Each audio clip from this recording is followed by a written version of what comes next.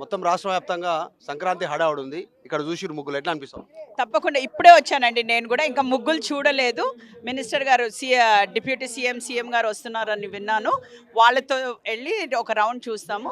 And ఈరోజు దానం నాగేందర్ గారి ఆధ్వర్యంలో ఇంత పెద్ద ఎత్తున మా మహిళలందరూ కూడా అన్ని సెల్ఫ్ హెల్ప్ గ్రూప్స్ మరి ఇతర మహిళలందరూ కూడా ఈరోజు పెద్ద ఎత్తున పాల్గొన్నారు ఈ కాంపిటీషన్స్లో.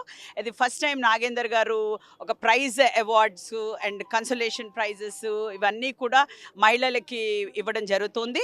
అయితే మీరు చూసినట్టయితే చాలామంది మహిళలు రాలేదు. ఎందుకంటే మాకు ఫ్రీ బస్ ఉంది కదా. నేను అడిగితే మా అక్క చెల్లెలను అడిగితే మేము ఫ్రీ బస్ ఇచ్చిండ్రు కదా సీఎం గారు, అందరూ కూడా వాళ్ళ అమ్మగారి ఇంట్లోకి కూడా పోయినరు, ఊర్లలోకి పోయినరు. అందుకే ఇంకా కొంచెం తక్కువనే ఉన్నారు. లాస్ట్ టైం చూసినట్టయితే ఇంకా ఎక్కువ ఉండే.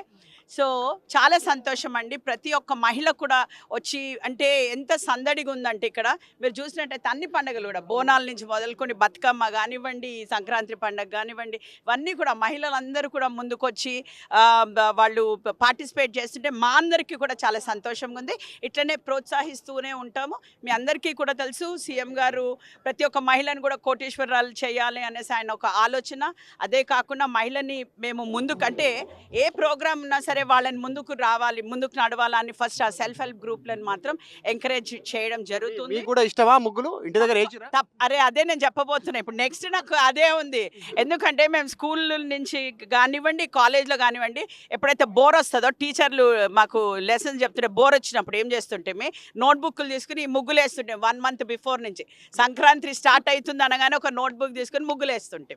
సో అదే అవన్నీ కూడా ఆలోచనలు అవన్నీ కూడా గుర్తుకొస్తూ ఉండి చాలా సంతోషం అనిపిస్తుంది. ఈరోజు మా మహిళలందరూ కూడా మీరు చూస్తున్నట్టయితే వాళ్ళందరికీ కూడా మళ్ళొకసారి నేను అందరికీ కూడా సంక్రాంతి శుభాకాంక్షలు తెలియజేస్తున్నానండి.